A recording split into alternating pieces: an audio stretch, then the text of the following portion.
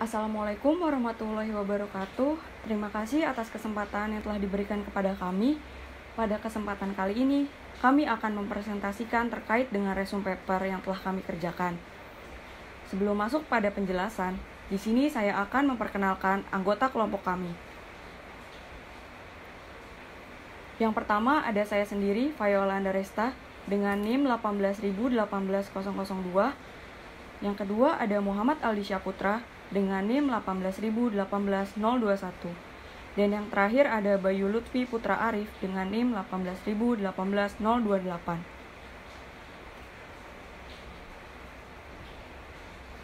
Selanjutnya, adapun judul dari paper yang telah kami review adalah penerapan regular expression dalam opini mining pada Twitter untuk survei opini politik.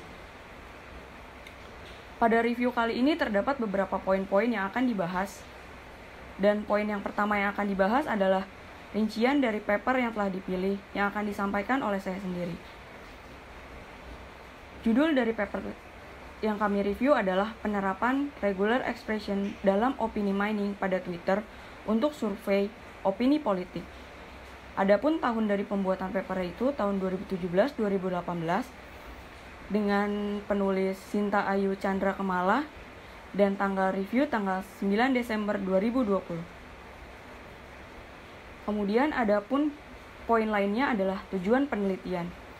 Tujuan dari penelitian ini adalah untuk mengklasifikasi sentimen opini pengguna Twitter terhadap suatu kata kunci dengan menerapkan regular expression untuk proses prediction based opini mining dan bagaimana penerapannya dalam melakukan survei opini politik, di mana pengumpulan data opini publik terhadap suatu hal merupakan proses yang sulit dan mahal. Dimulai dari pencarian responden, pengisian dan pengumpulan data yang ditutup dengan pengolahan data merupakan proses yang panjang dan tetap belum tentu menggambarkan kondisi yang sebenarnya. Dengan pengumpulan data lewat Twitter dan pengolahan data menggunakan opini mining, biaya dan waktu untuk melakukan riset opini bisa dipangkas. Karena itu, Twitter merupakan salah satu media sosial yang menjadi acuan riset baik primer maupun sekunder bagi para pihak yang berperan dalam dinamika politik. Adapun poin lainnya adalah subjek penelitian. Subjek penelitiannya adalah seluruh kalangan pengguna Twitter, baik masyarakat biasa sampai tokoh politik.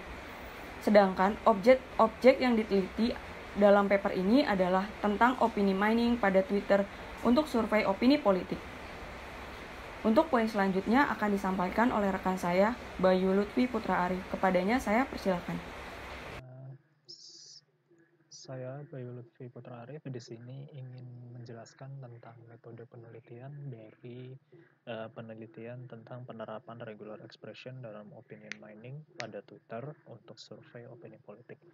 Nah, pada penelitian ini digunakan sebuah metode opinion mining dengan level dokumen, di mana satu tweet dianggap satu dokumen.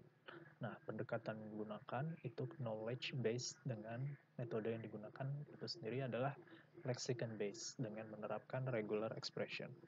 Nah, kamus yang digunakan berasal dari kamus SentiWordNet. Lalu, subjektivitas dan emosi diabaikan detailnya, sehingga hanya berfokus pada polaritas dari opininya. Nah, pendekatan knowledge base atau berbasis pengetahuan itu sendiri pada level kata, di mana yang diproses itu adalah kata itu sendiri. Nah, pendekatan ini bergantung pada kamus leksikon yang digunakan untuk penilaian fitur. Nah, karena berbasis kata juga, misalnya terkadang makna kata yang ditangkap tuh tidak sesuai dengan konteks kalimatnya. Nah, dan permisalan yang lainnya juga pada bentuk kalimat sarkasme yang tidak menggambarkan konteks kalimat asli. Namun, sisi positif dari pendekatan ini adalah pengetahuan dapat ditambahkan kapanpun ke dalam domainnya. Oke, next. Nah, di penelitian ini juga, itu secara umum ada caranya. Ada 4 tahapan dalam proses opinion mining pada Twitter. Tahap pertama yaitu pengumpulan data, tahap kedua ada pembersihan data, tahap ketiga ada klasifikasi data, dan tahap 4 atau tahap terakhir ada penarikan kesimpulan. Kita akan bahas satu persatu dari tahapan-tahapan ini. Oke, kita ke tahapan pertama, pengumpulan data. Di tahap pengumpulan data ini, proses dimulai dengan data scraping pada laman hasil pencarian Twitter di alamat www.search.twitter.com sesuai kata kunci yang diinginkan. Nah, lalu data scraping dilakukan dengan menggunakan Twitter API dan library Python, yaitu Tweety. Dan juga scraping tweet dilakukan secara otomatis untuk mengambil data tweet dengan jangka waktu yang ditentukan. Kita ke tahap selanjutnya, di tahap kedua, yaitu ada pembersihan data. Nah, setelah data dikumpulkan, itu data akan dibersihkan, sehingga setiap tweet yang diolah dipastikan sudah siap diolah. Tweet juga dibersihkan dari karakter khusus, seperti tanda baca, seperti titik, koma, garis miring, dan sebagainya. Nah, pembersihan ini juga dilakukan untuk memastikan tweet yang akan diolah sudah bersih dari karakter yang tidak akan berpengaruh pada proses analisis. Pada proses pembersihan juga dimanfaatkan regular expression untuk mengenali mana saja elemen pada tweet yang harus dibuang.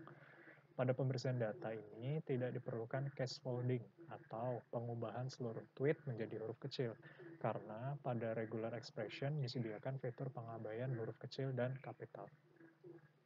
Oke, ke tahap selanjutnya, di tahap ketiga yaitu ada klasifikasi data. Di klasifikasi data ini, data yang sudah bersih akan diklasifikasikan berdasarkan klasifikasi kata yang udah ada. Pengecekan klasifikasi kata juga menggunakan regular expression. Klasifikasi kata juga dilakukan berdasarkan polaritas suatu tweet. Nilai polaritas ditentukan dari jumlah sentimen positif dikurangi jumlah sentimen negatif yang ada, lalu dirata-ratakan. Kita ke tahap terakhir. Di tahap terakhir ini ada penarikan kesimpulan. Setelah diklasifikasikan, proses terakhir adalah penarikan kesimpulan. Pada proses ini dihitung persentase tweet yang memiliki polaritas negatif, polaritas positif, maupun polaritas netral, serta 5 sampel tweet teratas. Oke, lanjut ke selanjutnya. Oke, selanjutnya saya Muhammad Aldi Saputra akan melanjutkan presentasi tentang hasil penelitian. Nah, di hasil penelitian ini, dari program yang udah dibuat dalam paper ini, dilakukan sebuah uji coba, percobaan dengan sampel data tweet itu sebanyak 100 untuk setiap kali percobaan. Nah, nanti kita akan memasukkan 3 kata kunci, yaitu Kim Jong-un, Donald Trump, dan juga Joko Widodo. Nah, dari hasil penelitian ini, dari hasil uji coba ini, didapatkanlah sebuah hasil presentasi di mana untuk kata kunci Kim Jong-un itu mendapatkan tweet positif sebesar 36,1%. Nah, untuk tweet negatifnya itu sebesar 11,1% dan tweet netralnya itu sebesar 52,7%. Kemudian, untuk kata kunci Donald Trump itu didapatkan presentasi tweet sebesar yang positif sebesar 44,4%, negatifnya itu ada sebesar 18,05%, dan tweet netralnya itu ada sebesar 37,5%.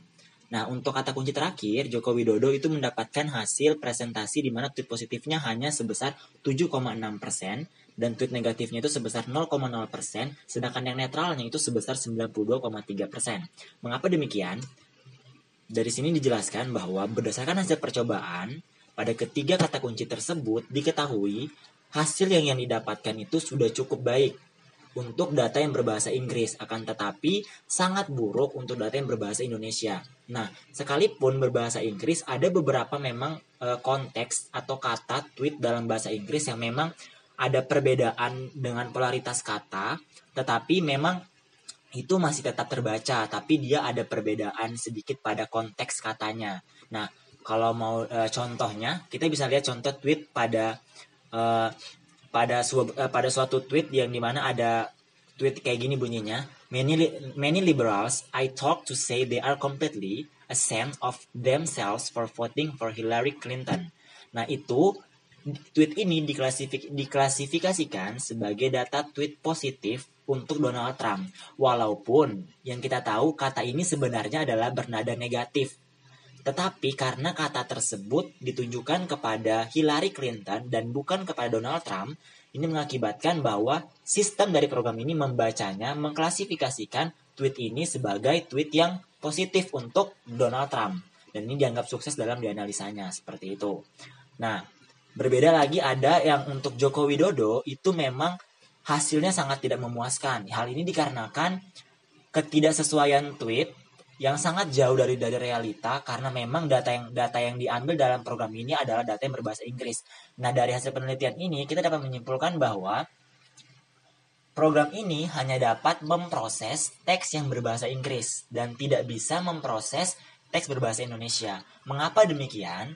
Hal ini disebabkan memang program ini disetting, di-setel atau dicocokkan pada sebuah kamus SentiWordNet, yang dimana kamus ini isinya adalah memang kamus untuk berbahasa Inggris, untuk bahasa Inggris. Nah, makanya penerapannya itu memang hanya berlaku pada bahasa Inggris seperti itu. Oke, selanjutnya kita masuk ke presentasi bagian selanjutnya, yaitu kelebihan. Dalam paper ini kami memiliki 2 poin kelebihan dari paper ini, di mana yang pertama adalah dengan diterapkannya opinion mining berbasis Twitter ini pada program sistem yang dibuat pada paper ini memberikan banyak manfaat untuk berbagai faktor penting dalam berbagai bidang, terkhususnya di bidang politik. Karena kita tahu kan, Twitter ini salah satu platform sosial media yang open diskusi banget, yang positif, yang diskusinya positif. Jadi masyarakat atau orang-orang berhak memiliki akses untuk memberikan pendapat mereka dalam tweetan mereka di Twitter, kayak gitu kan. Nah, jadi dalam sistem ini diharapkan nantinya pada penelitian program ini dapat memberikan manfaat seperti di bidang politik, kayak mereka mengetahui sentimen publik terhadap suatu tokoh politik.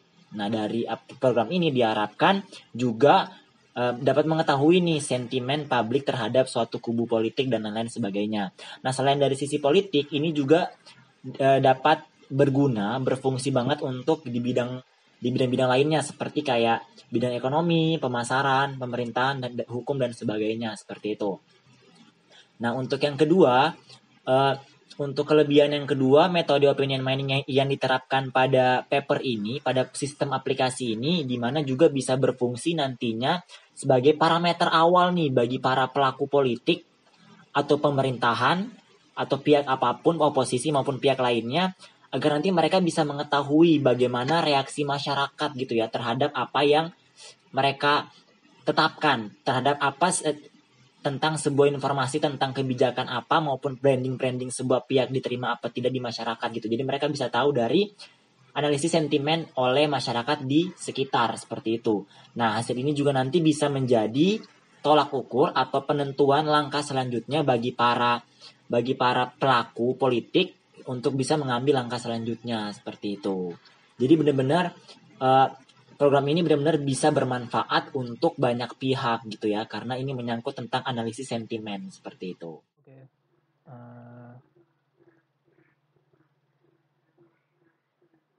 Setelah sebelumnya dibahas tentang kelebihannya, sekarang kita ngebahas tentang kekurangan dari penelitiannya. Penelitian ini jelas memiliki kekurangan, terutama di bagian proses opinion mining-nya. Karena di saat proses itu hanya bisa dilakukan pada data yang berbahasa Inggris. Dengan memanfaatkan kamus dari SentiWordNet, data uji yang digunakan terdiri dari 3 kata kunci, yaitu Kim Jong-un, Donald Trump, dan juga Joko Widodo. Nah, pengujian menghasilkan hasil yang cukup valid pada 2 kata kunci pertama yang memiliki data uji dengan mayoritas bahasa Inggris. Namun, untuk hasil data ketiga, itu di mana data uji mayoritas menggunakan bahasa Indonesia memiliki validitas sangat rendah karena pencocokan pada kamus tidak berjalan dengan baik. Nah, dan untuk saran pengembangannya bisa dilakukan translasi terhadap tweet yang diterima terlebih dahulu sebelum dilakukan klasifikasi. Namun cara ini tetap kurang efektif karena banyak kata yang dalam bahasa Indonesia memiliki konteks negatif, namun saat ditranslasi menjadi hilang makna awalnya. Nah, selain itu, kata tidak baku atau slang juga biasanya sulit ditranslasi sehingga akan tetap sama dengan bahasa Indonesia dan merusak keseluruhan kalimat yang ditranslasi. Cukup sekian untuk kekurangannya. Terima kasih. Oke, sekian presentasi dari kelompok kami. Kurang lebihnya mohon maaf. Wassalamualaikum warahmatullahi wabarakatuh.